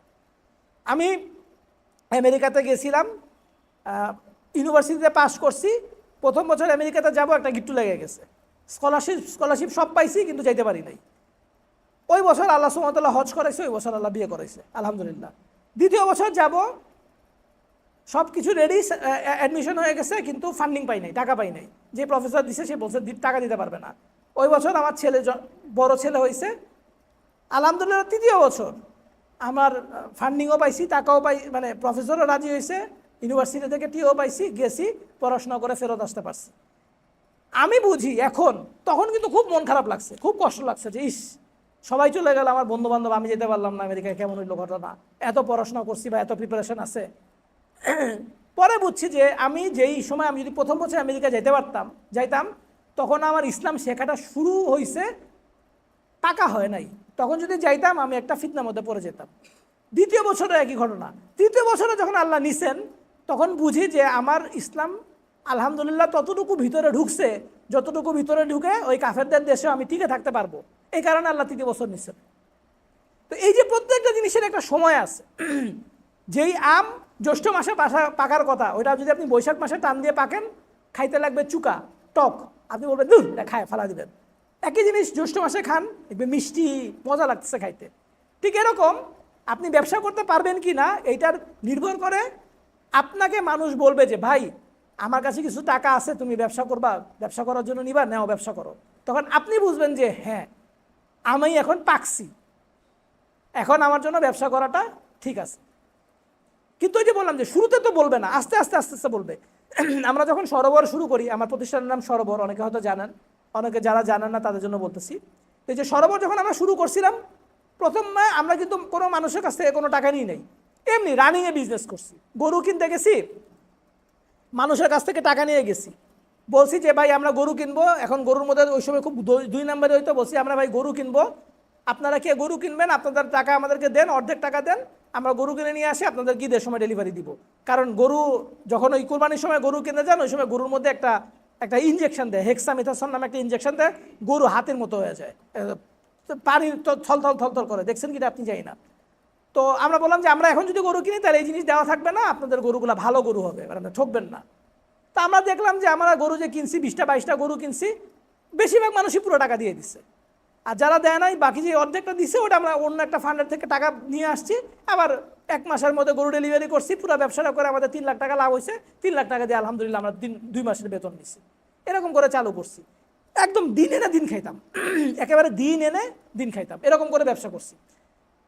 প্রথম যখন আমরা ব্যবসা করি ইনভেস্টমেন্ট নিয়ে, যে এখন এমন কাজ করতেছি যেই কাজে আর ইনভেস্টমেন্ট ছাড়া হবে না, তখন আমরা আমাদের মানুষজন যাদের ছিল তাদেরকে ইমেল করলাম যে আমরা এই ব্যবসা করতেছি, এটা আমাদের প্রপোজাল, আমরা কম্বল সেলাই করব, আমাদের একটা কম্বলের কারখানা আছে, ঝুট কাপড় থেকে আমরা কম্বল সেলাই করি, তা আমাদের টাকা লাগবে।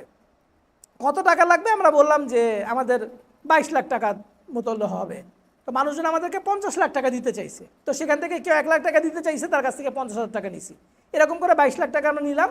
22 লাখ টাকা দিয়ে আলহামদুলিল্লাহ প্রথম বছর কম্বল বানাইলাম, 8,000 কম্বল বানাইলাম, 8,000 কম্বল বিক্রি করলাম। পরের বছর 22 লাখের জায়গায় 30 লাখ হয়েছে, তারপরে বছর 30 লাখ 70 লাখ হয়েছে, তারপরে বছর 70 লাখ থেকে 1 কোটি 1.5 কোটি হয়েছে, তারপরে বছর 1.5 কোটি থেকে 5 কোটি হয়েছে, তারপরে বছর 5 কোটি থেকে 8 কোটি হয়েছে, এখন এই টাকাটা হচ্ছে 17-18 কোটি টাকার মতো আলহামদুলিল্লাহ। তো এই যে ব্যবসাটা আস্তে আস্তে বড় হয়েছে, এই টাকা 18 কোটি টাকা মানুষ আমাকে ব্যবসা করতে দিছে, এটা তো ভরসা করেই দিছে। যদি আমাদের 9 বছর লাভ হয়েছে, গত বছর লস হয়েছে, তারপরেও কিন্তু মানুষজন সব টাকা ফেরত নিয়ে নিছে যে তোমরা লস করছো কেন, এরকম হয় নাই। কেউ ফেরত নিছে, কেউ রাখছে, কিন্তু ব্যবসা আলহামদুলিল্লাহ আল্লাহ রানিংয়ে রাখছে। তো এই জন্য এই কথাটা কেন বললাম, যে কেউ যদি মনে করেন যে ব্যবসা করতে গেলে টাকা লাগে, এই কথাটা, চিন্তাটা, ধারণাটা ভুল। টাকা দিবেন মালিককে? আল্লাহ। আপনি ব্যবসা করতে গেলেও টাকার মালিক আল্লাহ, মানে টাকার মালিক আল্লাহ, শুধু ব্যবসা বেতন দেওয়ার সময় এরকম না, কিন্তু ব্যবসা করতে গেলেও টাকার মালিক আল্লাহ। আমরা একটা প্রজেক্ট করতাম, WFP ওয়ার্ল্ড ফুড প্রোগ্রামে একটা প্রজেক্ট করতাম কক্সবাজারে। ওই প্রজেক্টে আমাদের মাসের বিক্রি ছিল, এরকমও মাস গেছে আমাদের 1 মাসে বিক্রি ছিল 7,80,00,000 টাকা, 1 মাসে বিক্রি। এই ব্যবসাটা যখন আমরা শুরু করছি 2019 সালে, তখন আমাদের প্রথম মাসে আমাদের কাছে টাকা ছিল, ব্যাংকে টাকা ছিল মাত্র 5 লাখ টাকা। 5 লাখ টাকা নিয়ে আমরা গেছি, গিয়ে দোকান সেট আপ করতে হবে, এই করতে হবে, সেই করতে হবে, গেছি। এরকম গেছে যে আমি আল্লাহর কাছে সিজদায় দোয়া করতেছি যে আল্লাহ টাকা তো দেওয়া লাগবে, কারণ আমাদের সাপ্লাই লাগবে, সাপ্লাইয়ের টাকা দেওয়া লাগবে, তখন ইনভেস্টমেন্টের টাকা লাগবে, আপনি টাকা জোগাড় করে দেন, নাইলে আমি তো আসলে ব্যবসাটা চালাইতে পারবো না, ওদের কাছে কথা শোনা লাগতেছে। তো দেখলাম যে নামাজ পড়ছি, আল্লাহর কাছে বলছি, ঠিক ওই সময় একজন ভাই বললো যে এই তোমার একটা ব্যবসাতে আমি একটু ইনভেস্টমেন্ট করতে চাইছিলাম। তো আমি বললাম যে ভাই কত টাকা? বলে 3 লাখ টাকা। তো বললাম ভাই কবে করবেন? বলে আমার কাছে এখনই টাকা আছে, তুমি চাইলে নিতে পারো। আমি বললাম যে ভাই তাহলে আপনি একটা কাজ করেন, আমি আপনাকে একটা অ্যাকাউন্ট নাম্বার দিই, আপনি ওই অ্যাকাউন্ট নাম্বারে টাকা পাঠান। তো বললো যে আচ্ছা ঠিক আছে, তুমি দাও, পাঠা দাও, আমি পাঠা দিচ্ছি। আমি ওনাকে অ্যাকাউন্ট নাম্বার পাঠা দিচ্ছি, উনি টাকা পাঠাই দিচ্ছেন। আশ্চর্যের ব্যাপার ছিল, যেই সাপ্লায়ার যে টাকাটা নিবে, যে টাকাটা নিয়ে চাল কিনবে, আমি আধা ঘন্টা আগে জানতাম না যে আমি তারা টাকা কোত্থেকে দিব। আমি তাকে বলছি ভাই আপনি ব্যাংকে যান, ব্যাংকে টাকা দিচ্ছি, এবং ব্যাংকে সে গেছে, তার নাম অ্যাকাউন্টে টাকা পাঠাচ্ছে, সে টাকাটা উঠাই দিচ্ছে। তো এখানে অনেক মিরাকেল আছে, মিরাকেল না, অনেক আল্লাহ সুবহানাহু ওয়া তাআলা সাহায্য করেন।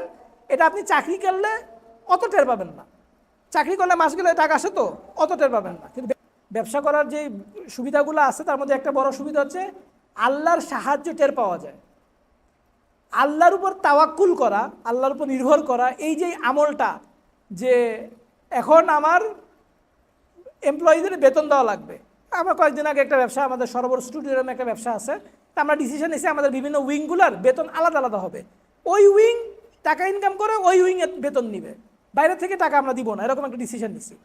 এখন দেখতেছি যে বেতন নাই, টাকা নাই, মানে ইনকাম করে ওরা যে ইনকাম করে নিবে সেই বেতন নাই। মানে যে তখন আপনার ভিতর থেকে একটা ডাক আসে যে পোলামানগুলারে বেতন, মানে সে তো চাকরি করে, আমি তো মানে ব্যবসা করি, সে তো ব্যবসা করে না, তারা তো মাস গেলে বেতন দিতে হবে। মানে তারা মাস গেলে বেতন দিব কেমন? আমার কাছে তো টাকা নাই, আমি তো ইনকাম করে, ওই উইং ওরকম ইনকাম করতে পারতেছে না। তখন আপনি আল্লাহকে যেভাবে ডাকবেন যে আল্লাহ আপনি একটু সাহায্য করেন, আল্লাহ আপনি একটু ক্লায়েন্ট দেন, আপনি একটা আমাদের জন্য সহজ করে দেন, এই ডাকটা আসলে এমনি যে নর্মাল চাকরি করতেছে সে তার এই জিনিসটা আসে না। কিন্তু যে ব্যবসা করতেছে সে আল্লাহকে বলে যে আল্লাহ আপনি আমাকে ক্লায়েন্ট দেন, আপনি একটা ব্যবসা করে দেন, আপনি আমার হালাল মানে হালাল রুজিকে সহায়তা, মানে সহজ করে দেন। এই ডাকগুলো অনেক আসে, এবং তাওয়াক্কুল, আল্লাহর উপর ভরসা করাটা এটাও অনেক বেশি আসে। এটা ব্যবসা করার একটা বেনিফিট। তো এই কারণে যদি কেউ ব্যবসা করতে চান, তাকে 1 নাম্বার যেটা বললাম যে ইচ্ছাটা থাকা লাগবে। 2 নাম্বার যেটা বলছি সেটা হচ্ছে যে ব্যবসা করার ক্যাপাসিটি থাকা লাগবে। মানুষ 3 রকম। একরকম হচ্ছে যে সে ব্যবসায়ী, এটার সংখ্যা খুব কম, মানে 1% মানুষ আছে যারা ব্যবসায়ী। আরেক টাইপের আছে যে মানুষ আসলে ব্যবসায়ী না, সে চাকরি করতে পছন্দ করে, অথবা সে কর্মজীবী, সে দিন এনে দিন খাবে, অথবা সে চাকরি করবে। এটা হচ্ছে দ্বিতীয় টাইপের মানুষ। আর 3 নম্বর টাইপের মানুষ আছে যে আসলে ব্যবসায়ী না, কিন্তু সে মনে করে সে ব্যবসায়ী, সে ব্যবসা করতে চায়, তার খুব খায়াস আছে, কিন্তু আসলে সে ব্যবসায়ী না। আমি হচ্ছে 3 নাম্বার, আমি ব্যবসা করতে চাই কিন্তু আমি আসলে কিন্তু ব্যবসায়ী না, বুঝছেন? দেখেন আমার মতো মানুষদের জন্য আসলে কি করণীয় আমি এটা বলছি, যে ব্যবসায়ী তারা আপনার কোনো কিছু বলা লাগবে না, সে ঠিকই ব্যবসা বের করে নেবে। আমার একটা বন্ধু ছিল, সেন্ট জোসেফে পড়তো, পারভেজ নাম। তো সে, আমরা যখন ইউনিভার্সিটিতে বললাম আমরা তো টিউশনি করি, সে দেখি ইউনিভার্সিটিতে থাকতে তার মোবাইলের দোকান আছে, কোন একটা রেস্টুরেন্টে শেয়ার কিনছে। ও আইবিএতে পড়তো, ঢাকা ইউনিভার্সিটির আইবিএতে পড়তো, রেস্টুরেন্ট আছে, দোকান আছে। পাস করতে না করতে করতে তার এরকম দোকান অনেক কিছু হয়ে গেছে, সব কিছু সে করতেছে। তার কয়েকদিন পর দেখি এখন সোয়াপ নামে একটা কোম্পানি আছে, আপনারা নাম শুনছেন কিনা যাই না, রি-কমার্স বলে, SWAP, সোয়াপ। তো এই যে এই সোয়াপের হচ্ছে সিইও, মানে ওরা বলা লাগে না, মানে একদম ছোটবেলাতে অল্প সময় থেকে সে কিন্তু ব্যবসা জিনিসটা বুঝে, এটা রক্তে আছে। যার রক্তে ব্যবসা আছে তার আপনি কোনোভাবে চাকরি করতে পারবেন না। আর যে চাকরিজীবী, যে বলে যে ভাই ব্যবসার মতো এই টেনশন না, যে আমি কেমনে বেতন দিব আর কেমনে সামনের মাসে টাকা আসবে, এই পেরেশানি ভাই আমার নেওয়ার না, আমি চাকরি করবো বা কাজ করব, আমার এটাই ভালো। এটা হচ্ছে 2 নাম্বার। আর 3 নাম্বার মানুষ যারা যারা আমার মতো যদি কেউ হয় যে ব্যবসা খুব করতে চায় কিন্তু সে ব্যবসা করতে পারে না, এটা কিন্তু বুঝতে হবে। আমি যদি মনে করি যে আমি ব্যবসা খুব করতে চাই কিন্তু আমি আসলে ব্যবসা পারি, আমি আসলে কতটুকু পারি না পারি না আমার বুঝতে হবে। যদি না বুঝি তাহলে কিন্তু ধরা খেয়ে যাবো। তো এই কারণে আপনারা যারা মনে করবেন যে আপনি খুব ভালো আপনি ব্যবসা করতে চান, খুব ইচ্ছা, কিন্তু ব্যবসা আপনি ভালো পারেন না, তখন আপনাদের জন্য রাস্তা কি বলেন তো? কে বলতে পারে দেখি? এটা একটা ভালো কথা বলছেন, কিছুদিন চাকরি করে অভিজ্ঞতা অর্জন করা, তারপর ব্যবসায় যাওয়া না, কিছুদিন চাকরি করে অভিজ্ঞতা অর্জন করা, এবং তারপরে একটা মানুষ খুঁজে বের করা যে ব্যবসা ভালো পারে। এটা খুব ইম্পর্টেন্ট। টিম ওয়ার্ক, ব্যবসার জন্য টিম ওয়ার্ক খুব জরুরি। যেমন আমি যে ব্যবসা করি, আমার যিনি বিজনেস পার্টনার আছেন ইফতেখার ভাই, উনি ব্যবসা খুব ভালো বোঝে। এখন উনি ব্যবসা খুব ভালো বোঝে, উনি ফিনান্স খুব ভালো বোঝে, উনি অ্যাকাউন্টস ভালো বোঝে, উনি অ্যাডমিন ভালো বোঝে, আমি সেলস আর মার্কেটিং ভালো বুঝি। আমি কিছু কাজ করি, উনি কিছু কাজ করে, এই দুইটা মিলায় আলহামদুলিল্লাহ ব্যবসাটা বড় হয়েছে, আল্লাহ বরকত দিছে। তো সুতরাং আপনি যদি মনে করেন যে আপনি ব্যবসা করবেন কিন্তু আপনি ব্যবসা ভালো বুঝেন না, ভালো পারেন না, তাহলে আপনার কাজ হচ্ছে এরকম একটা মানুষ খুঁজে বের করা যে ভালো ব্যবসা বুঝে, তাকে আপনি গিয়ে বলবেন ভাই আপনি আমার পার্টনার, আমরা দুজন একসাথে ব্যবসা করি। বাংলাদেশের মানুষজন কিন্তু পার্টনারশিপ পারে না। পার্টনারশিপ ব্যাপারটা মানুষ পারে না, কারণ সে সবসময় স্বার্থ চিন্তা করে। আমার স্বার্থ, কেন এই কাজটা করবো, আমার লাভ কি, ওর তো লাভ হবে, আমার লাভ কি, এরকম করলে কিন্তু ব্যবসা হবে না। ব্যবসা করার যদি আপনি সত্যি সত্যি ভালো ব্যবসা হইতে চান, ক্যারিয়ার নিতে চান ব্যবসা করার জন্য, তাহলে আপনার পার্টনার লাগবে। যদি বলেন ভাই আমি মুদি দোকান দিব, পার্টনার দরকার না, আপনি একা একটা ব্যবসা করবেন, দুটা ছেলে আপনার আন্ডারে থাকবে, শেষ। তা আপনি যদি বলেন যে ভাই আমি বড় ব্যবসা করতে চাই, তাহলে আপনার পার্টনার লাগবে। এবং আমি এই পর্যন্ত যত বড় বড় ব্যবসা দেখছি, আলহামদুলিল্লাহ সবগুলোই ব্যবসায় কম বেশি মানুষ তাদের পার্টনার, কেউ না কেউ পার্টনার ছিল। তো আপনাকে যদি এরকম মানুষ আপনি হন যে আমি ব্যবসায়ী না কিন্তু ব্যবসা করতে চান, তাহলে আপনার কাজ হচ্ছে একটা ভালো পার্টনার খুঁজে বের করা। যতদিন পার্টনার না খুঁজে পাচ্ছেন ততদিন আপনি চাকরি করবেন অথবা অন্য ব্যবসায় সময় দিবেন। ঠিক আছে? আচ্ছা, তাহলে এইভাবে আপনি কি করবেন, আস্তে আস্তে ব্যবসা শিখবেন এবং পার্টনার পাবেন। এরকম যদি হয় যে আপনি ব্যবসা করতে চান কিন্তু আপনার ব্যবসা পার্টনার আপনি খুঁজে পাচ্ছেন না, পার্টনার খুঁজে পাওয়ার একটা উসুল বলে দেই। উসুল মানে কি জানেন? মূলনীতি। এটা আরবি শব্দ, মানে আমি তো এখন হুজুর হয়ে গেছি, তো এখন আরবি বেশি বেরোয়, বাংলা বেরোয় কম। বেসিক প্রিন্সিপাল, মূলনীতি। তো এখন মূলনীতি হচ্ছে যে পার্টনার খুঁজে বের করার মূলনীতি হচ্ছে একটা মানুষের সাথে মুআমালাত কেমন, তার ট্রানজ্যাকশন কেমন, এটা বুঝতে হবে, তার সাথে চলতে হবে। এক লোক আরেক লোকের খুব প্রশংসা করতেছে, আরে ও খুবই ভালো মানুষ ভাই, ফাটাফাটি খুব ভালো মানুষ। তো ওরা দিলে তার বলেন এই তুমি এদের চিনো? বলে হ্যাঁ চিনি। কেমনে চিনো? ওর সাথে সফর করছো? বলে না। ওর সাথে কোনো ব্যবসা বাণিজ্য করছো, টাকার লেনদেন হয়েছে? বলে না। বলে তুমি তোমার বোন বিয়ে দিছো বা মেয়ে বিয়ে দিছো, কারো বিয়ে দিছো? বলে না। দূর বেটা, তুই চিনোসি না এই লোককে। এভাবে বলেন না, এমনি বললাম। তো এখন ব্যাপার হচ্ছে যে মানুষকে চিনার জন্য তিনটা রাস্তা, তার সাথে সফর করতে হবে, তার সাথে বিজনেস ডিলিংস করতে হবে, ট্রানজ্যাকশন করতে হবে, এখন তাকে মেয়ে বিয়ে দিতে হবে বা বোন বিয়ে দিতে হবে। মেয়ে বিয়ে বোন বিয়ে দেওয়া তো আমরা পারবো না, আমাদের বোন মাত্র একটা, এক ভাই এক বোন, ছোট সংসার, আমরা তো এটা পারছি না, আমার বাপে তো রাজিও হবে না। তো সুতরাং ওটা বাদ, বাকি দুইটা দিয়ে আপনারা টেস্ট করতে পারেন, এটা আপনাদের কন্ট্রোলে আছে, বাকিটা কন্ট্রোলে নাই। এটা হচ্ছে এক নাম্বার। দুই নাম্বার হচ্ছে তার ব্যাপারে আপনারা বিভিন্ন জায়গায় খোঁজ নেবেন। এটা যে কি ইম্পর্টেন্ট জিনিস, মানে আমরা কয়েকদিন আগে এরকম একটা ব্যবসার ডিসিশন প্রায় নিয়ে ফেলাইছি। মানে সৌদি আরবে একটা ব্যবসা প্রায় $50,000 মতো ইনভেস্টমেন্ট করা লাগবে, প্রায় মানে ডিসিশন কাছাকাছি, কিন্তু জিনিসটা সামনে পিছিয়ে হচ্ছে। তো আমি খোঁজ খবর নিতে যার সাথে ব্যবসা করবো তার ব্যাপারে ভয়ঙ্কর কিছু তথ্য পাইছি। তা আলহামদুলিল্লাহ আল্লাহ আমাকে বাঁচাইছে যে ব্যবসাটার মধ্যে আমি ঢুকাইনি। এই যে যার সাথে ব্যবসা করবেন তার ব্যাপারে খোঁজ নিতে হবে, পার্টনারের ব্যাপারে সবসময় খোঁজ নিতে হবে, তার ব্যবসা যাইতে হবে, দেখতে হবে সে কী করে না করে, খোঁজ নিতে হবে। এটা হচ্ছে দুই নম্বর কাজ। এক নম্বর কাজ হচ্ছে একসাথে সফর করবেন, ট্রানজ্যাকশন করবেন। দুই নম্বর হচ্ছে অন্য মানুষদের কাছ থেকে তার খোঁজ নেবেন। আর তিন নম্বর কি, কে বলতে পারবেন? মাশাআল্লাহ, বারাকাল্লাহু ফিক। ইস্তেখারা সলাত পড়া। ইস্তেখারা সলাত হচ্ছে আল্লাহর কাছে কোনো কিছু জানতে চাওয়া। রাসূলুল্লাহ সাল্লাল্লাহু আলাইহি সাল্লাম সাহাবীদেরকে সেইভাবে ইস্তেখারা সলাত শিখাইছেন যেভাবে তিনি কুরআন শিখাইতেন। হাদিসে এই ভাষায় আসছে। কুরআন যেরকম তিনি গুরুত্বের সাথে শিখাইছেন, ইস্তেখারা সলাতও তিনি গুরুত্বের সাথে শিখাইছেন। একটা হচ্ছে মানুষের সাথে পরামর্শ করা, যে ভাই অমুকের সাথে ব্যবসা করতে চাই, ঠিক আছে, লোকটা ঠিক আছে, ভালো, মানুষের সাথে পরামর্শ করা। দুই নাম আর ইস্তেখারা হচ্ছে আল্লাহর সাথে পরামর্শ করা, যে আল্লাহ আপনি জানেন আমি জানি না, এর সাথে কি ব্যবসা করবো না। 2 রাকাত সালাত পড়বেন। ইস্তেখারার একটা দোয়া মোবাইলের মধ্যে আছে, হিসনুল মুসলিম অ্যাপের মধ্যে আছে, এই দোয়াটা পড়বেন। দোয়াটা পড়ার পর দেখবেন আল্লাহ আপনার হয় জিনিসটা সামনে আগায় দিবে, নাহলে জিনিসটা আল্লাহ আটকায় দিবে। এবং রাসূলুল্লাহ সাল্লাল্লাহু আলাইহি সাল্লাম বলেন, কেউ যদি মানুষের সাথে পরামর্শ করে এবং ইস্তেখারা করে, তাহলে সে জীবনে কোনো কিছু নিয়ে আফসোস করবে না, কোনো কাজ নিয়ে কখনো সে আফসোস করবে না। তো এটা হচ্ছে পার্টনার খুঁজে বের করার উসুল। তাহলে আমি যেটা বলতেছিলাম যে ব্যবসা করার কাজ হচ্ছে যে কেউ যদি এরকম হয়, আমার মতন হন, যে ব্যবসা করতে চান কিন্তু ব্যবসায়ী না টাইপের না, তার কাজ হচ্ছে পার্টনার খুঁজে বের করা। আর যদি পার্টনার খুঁজে বের করতে না পারেন, তাহলে আপনারা আরেকটা কাজের মাধ্যমে ব্যবসা করতে পারেন, সেটা হচ্ছে ইনভেস্টমেন্ট করা। আপনি চাকরি করতেছেন, কিছু টাকা জমাইছেন, সেই টাকাটা আপনি খুঁজে বের করবেন যে কোন মানুষ আছে যে ব্যবসা করে, যার এখানে বিনিয়োগ দরকার, তাকে বিনিয়োগের জন্য টাকা দিবেন, চুক্তি করে নেবেন, তার ব্যাপারে খোঁজ খবর নেবেন, ইস্তেখারা নামাজ পড়বেন, চুক্তি করবেন, চুক্তি করে তাকে বলবেন যে তোমার টাকা, ব্যবসায় টাকাটা দিলাম, যেটা লাভ হয় সেই লাভের একটা অংশ তুমি আমাকে দিবা। এভাবেও ব্যবসায় শরিক থাকা যায়। আমরা যে বলি খাদিজা রাদিয়াল্লাহু তাআলা আনহা ব্যবসায়ী ছিলেন, উনি কি বাজারে গিয়ে বিক্রি করতেন এরকম না, টাকা খাটাইতেন। টাকা খাটানোও কিন্তু ব্যবসার একটা ফর্ম, এটাও আমাদেরকে মাথা রাখতে হবে। আচ্ছা, তাহলে আপনাদেরকে আমি ব্যবসা অনেক আলাপ আছে, সেই আলাপের মধ্যে মোটামুটি একটা সামারি দিলাম যে যারা ব্যবসা করতে চান, ক্যারিয়ার হিসেবে যারা ব্যবসা নিতে চান তাদের জন্য কি করা উচিত বা কি করা না উচিত।